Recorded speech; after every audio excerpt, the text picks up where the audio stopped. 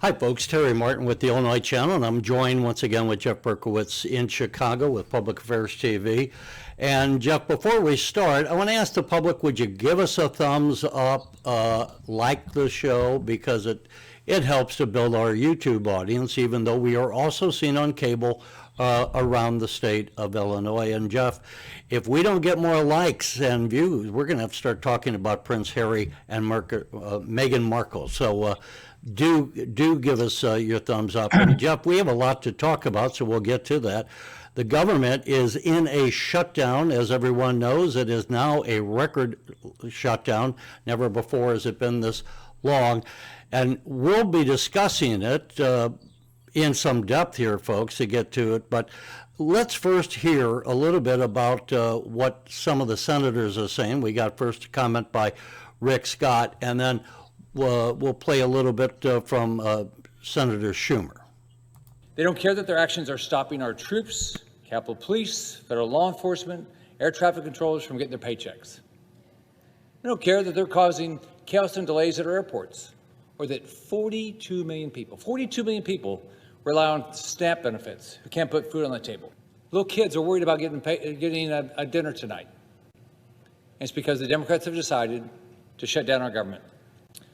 So I represent the people of Florida and Americans across this country who are sick and tired of these political games. What we ought to be doing is feed our families, pay the people who are working their tail off, and open our government. I think the shutdown, Terry, was not helpful to President Trump. He's watching the polls. He thought it was working for him. It wasn't. They expect this president to take charge. And if something's going wrong, it's inevitably going to be the president who's blamed.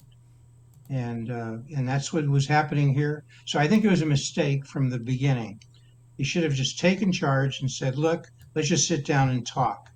You got to talk. Let's get this thing done and let's move ahead. And he should have made them very transparent what his offer was. And if it was going to be misrepresented by the media, we'll just say it again and again. Looking back is always easy, but that would have been a much better strategy than letting this thing drag on for 35 days. And important thing, now is the time. Get the damn thing over, make your offer, get that out in the media and argue it. Correct it. What's done is obviously, I'll discuss that further, but I want to make sure before we lose too much time after Senator Scott, let's hear what Chuck Schumer had to say just this morning. Negotiations, it's been long enough. Look, if Republicans were smart, they would get the message after Tuesday that their do-nothing strategy isn't working. Even Donald Trump knows Americans hold Republicans responsible for this mess. So that was Schumer saying, quoting some of the things he ended up pointing out that what the president said was that the shutdown was a big factor, a negative factor for Republicans in the elections. Like everything, that's debatable. I had thought, frankly, that the shutdown might hurt the Democrats. I would also say to what you just said, that the president should have just said, let's sit down and have a discussion. I think this idea of using the shutdown as blackmail, that we're going to hold the nation hostage until you do what we want, it's just not the way the government works. The government is supposed to be open. You're not supposed to be using funding the government as leverage to get your way when you lose elections. The Democrats lost the House, they lost the Senate, they lost the presidency last November, and now the Republicans are in charge. Now, that doesn't mean that you don't talk and negotiate, but the Democrat tactic here, and it's the Democrats in the Senate, because the funding bill's already passed the House of Representatives. So it's in the Senate, and because they have the filibuster in the Senate, it takes 60 votes. There are only 53 Republicans, and Senator Rand Paul is not voting. He's voting against this for his own reasons. So, but we do have Senator Angus King of Maine and one other senator, maybe John Fetterman. Two Democrats are voting with the Republicans. So, I think it's time. It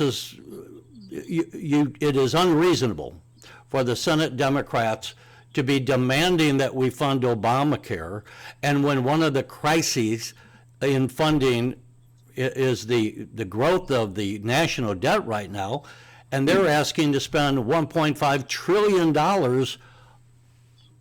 that more, when what we really need to be doing is what Doge was doing, is going through and finding how we can cut some government spending.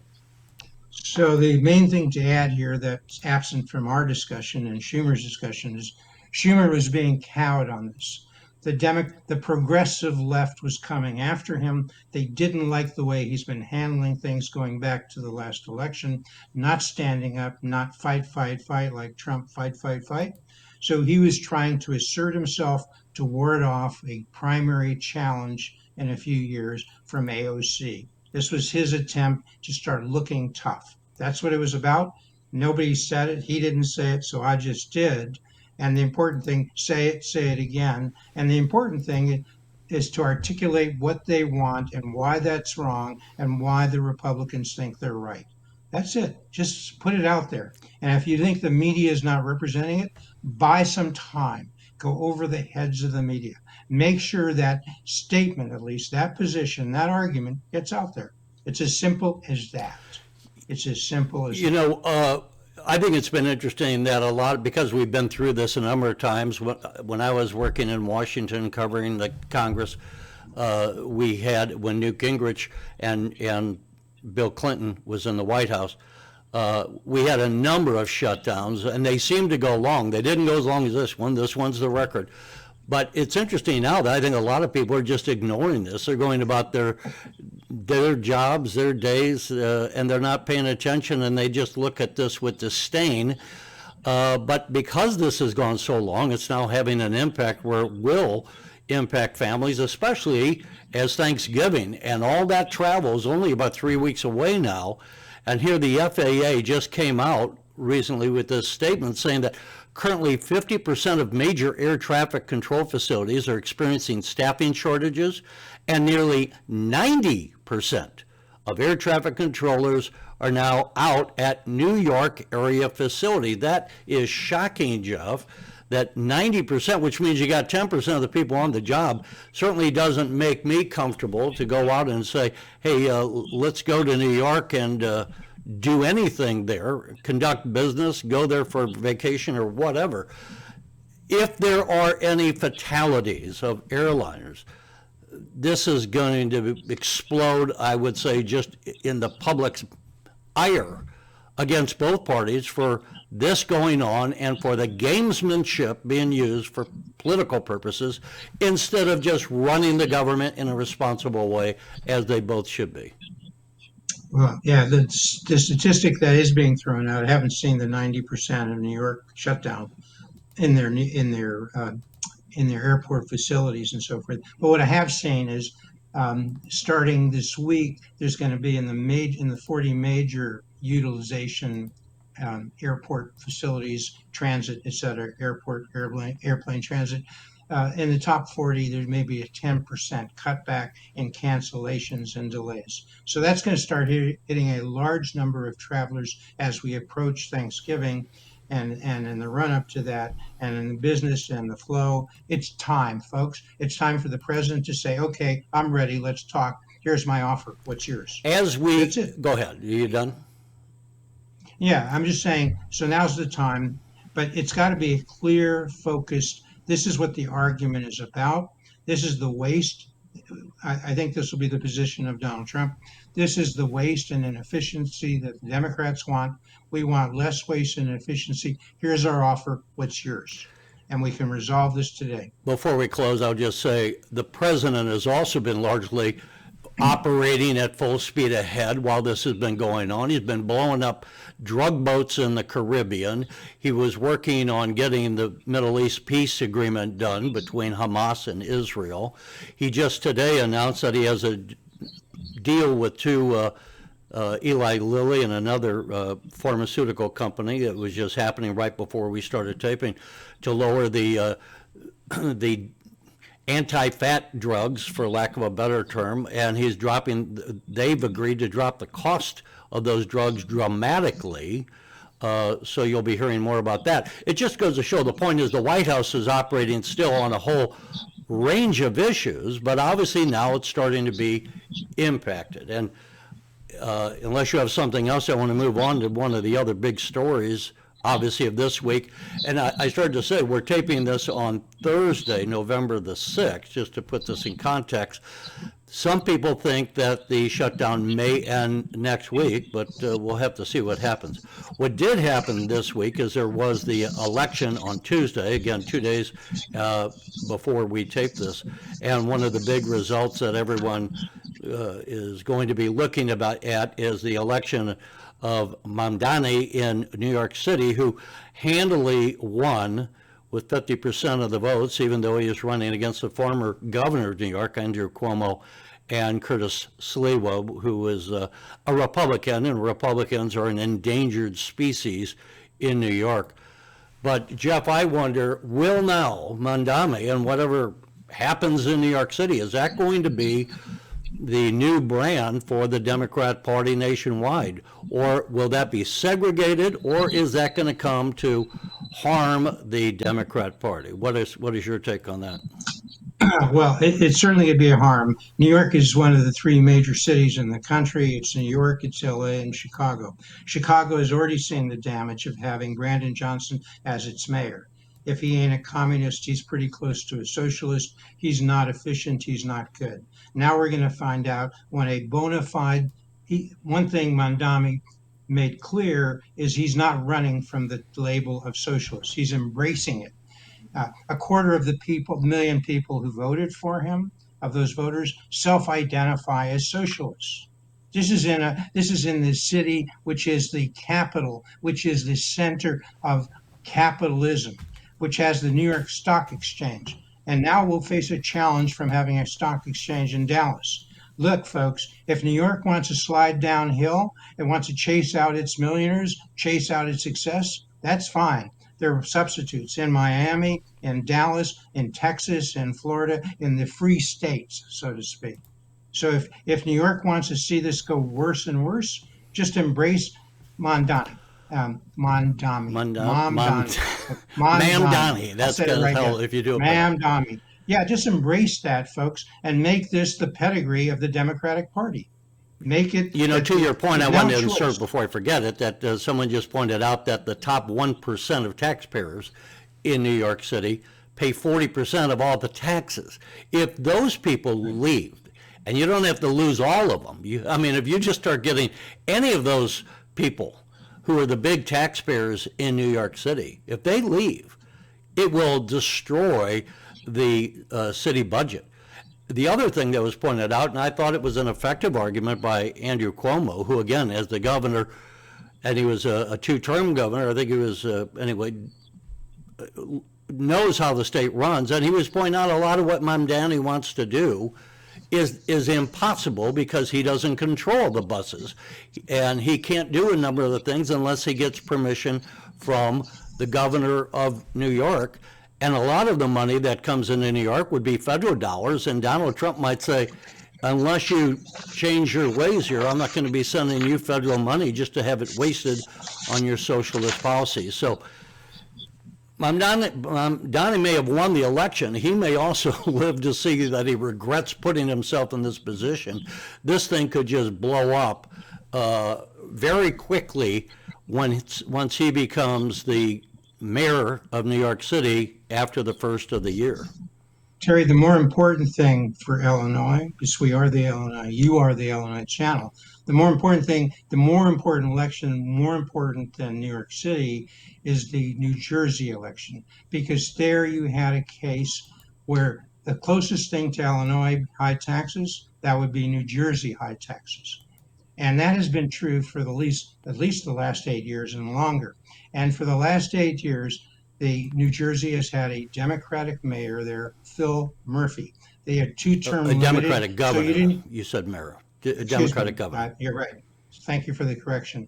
A Democratic governor, Phil Murphy. The important thing, he was term limited. We didn't hear anything about him. He was the guy who should have been to blame. If you have high taxes and you have people fleeing the state, and if you have low growth, and if you have a lot of problems in New Jersey, well, it should have been Phil Murphy and the Democratic Party. And in Illinois, the difference is J.B. Pritzker has been here for 8 years. And the Republicans say he's failed on schools, failed on taxes, failed on growth. But the difference between New Jersey and Illinois is that he is on the ballot. J.B. Pritzker is on the ballot. Phil Murphy wasn't. So if there's an election, as there is here, and Darren Bailey and Ted Dabrowski and James Mendrick and Max Solomon and Mark Heidner are all challenging Pritzker, Pritzker has to answer. He's the guy, unless he's going to resign as soon as he's resigned before he gets elected. And nobody's pointed this out. And this was the Well, problem the other thing is, with the New Jersey election. as Governor Pritzker is running for another term, that will be his third term, should he be elected. No one has had a third term since Big Jim Thompson was serving 3 terms before, just before Governor Edgar then was elected back in 1994. So, or was it 1990? Now I've lost track. He might have been reelected Well, in more 94. important than the history lesson, Terry, more important than the history lesson is just a reminder again. The issues in Illinois are high taxes, failed public schools, crime, non-existent job growth, poor economic climate, and Illinois population growth. But Jeff, to the those extent it were occurs. the issues, as we're talking about New Jersey, those were the issues. And I think the Republicans thought that they might have their candidate win there in New Jersey. But he was a poor messenger. He didn't, it seemed like he was doing a good campaign, but he didn't come anywhere near as close as what had been predicted by some of the polling. But my larger point is not about that, him.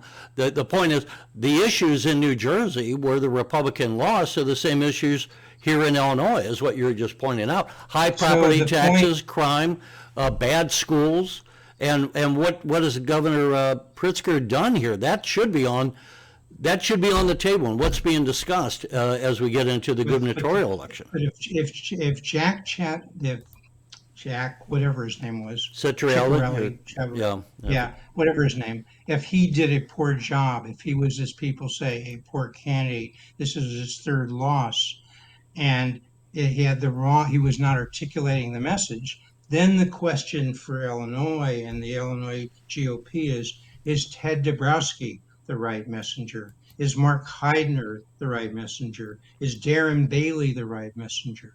Because who can articulate this message of the failed schools? Why do they fail? And more importantly, what's the solution?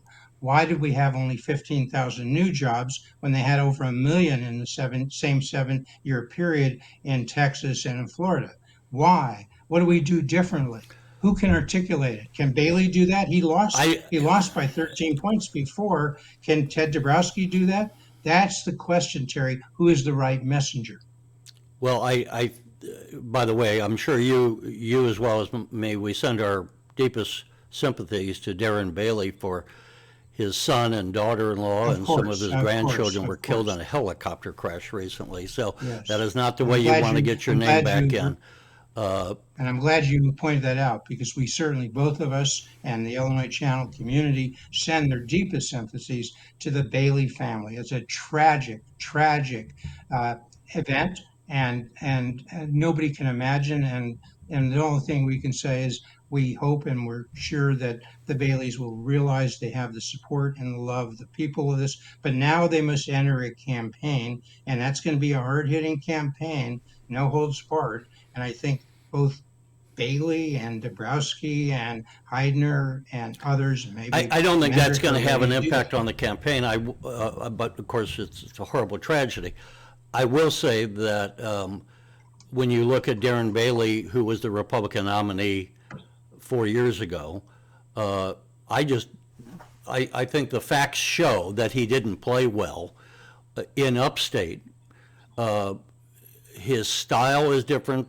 I mean, this sounds trivial, but the fact that he's wearing like a flat top haircut, that he has a twang in his voice, that just his personal style is not at all what you see in Chicago or the Chicago suburbs, and that's where the vast majority of the voters are. So Ted Dabrowski is a Chicagoan. Ted Dabrowski is not only Polish, He helped the Polish government when they were transitioning from communism to a free market economy, and they did it very successfully. So with all the Polish voters in Chicagoland, that gives him somewhat of a boost up. But Jeff, you know, the other thing that happened this week, unless you wanted to add more, I wanted to talk about what went on in the veto session here. Before we do that, let me just note, as we talk, you mentioned Ted is based in Chicago. That's where his residence is. But as we speak, he is on a 13 county tour of downstate, and he's got more coming up. So Ted truly wants to be and will be a candidate of North and South, of upstate and downstate. And so if Bailey wants to do that, he's going to have to play in upstate as well as downstate.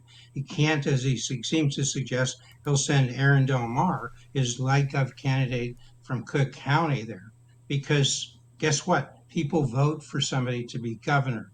The light gov candidate is there, but it's almost like the VP. Until recently, the VP didn't play a major role, but until ever, the light gov has not played a major role. Here's something that could impact the governor's race, and it's what happened just in the legislature. Two things that were big. One, they passed a power bill that takes the caps off of how much your electric bill can go up at the municipal level, because it used to be capped, you could only raise it so much. The legislature just voted to remove those caps. And what is going on behind the scenes that a lot of people haven't focused on, and this isn't necessarily a bad thing, we know about AI, artificial intelligence. Artificial intelligence operates in data centers. And the governor has been, and I think to his credit, a proponent of data centers in Illinois. But the thing that people may not know is that data centers suck up an enormous amount of electrical power, and just one data center can use as much electricity in a year as the city of Springfield and surrounding areas. So we have to increase the amount of electricity. The Democrats are woe to go back to using coal, and they don't like to use natural gas, even though it's reliable, much cheaper than some of the other alternatives, and you know, is the kind of thing you ought to have producing the electricity. Fossil fuels cannot be replaced in the near term. But to the extent the Democrats in the legislature think we should be going to wind and solar, this is going to be driving our electric rates up, not just for homeowners, but for businesses. And so that's going to have an impact. The other thing is they voted on a Chicago mass transit funding system, which I think could have a whole lot of people downstate PO'd at the Democrats, the Chicago Democrats, and the machine up there, because what that is doing, you've taken a look at some of the details. I have a graphic I could put up while you want to discuss that, but let's take a look at just that, because I think this did not get the coverage because it happened in the dark of night. But Jeff, as you look at this, what is it that you see that happened here?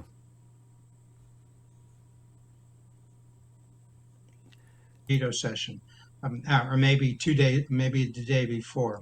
And before they had something completely different. The governor had not been involved. He sort of let it fail on its own weight, and it did. And then he came forth with this, and this passed. So without discussion, without debate, without study, without analysis. I thought we just had a no kings Well, let's look at what some of this says here. Day. I mean, the funding packages uses the state's motor fuel taxes to fund mass transit instead of using the money from for the road fund. It goes to mass transit. That's okay under the state amendment that passed about 10 years ago. Another $500 million comes from 1/4% of the RTA, Regional Transit Authority sales tax increase. $200 million or so comes from annual interest on the road fund to fund the transit capital projects. But let's go to that bottom one here. This is the thing. 85% of the motor fuel sales tax will go to northeastern Illinois, in other words, Chicago and the suburbs, and 15% to downstate of the road fund interest goes to the RTA. So you're kind of screwing, for lack of a better word, the people downstate. And as we look at this, who is this quote from, Jeff, that you got this statement from?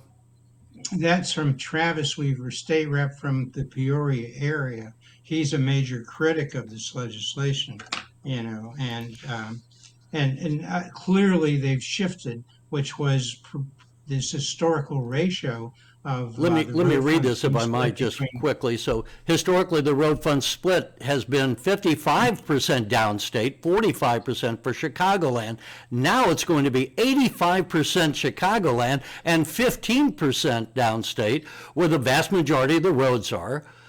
The representative goes on to say, I would guess offhand 90% of the roads in Illinois are downstate districts like my own, and yet we are only getting 15% of the road fund from the sales tax. So there you go. That is the reason why a lot of people downstate, Democrats as well as some Republicans, might say, hang on, guys, we may vote Democrat, but you're kind of really sticking it to the downstate people when you're going to be taking 85% of the funds, where we used to get 55%, now we're going to get 15%.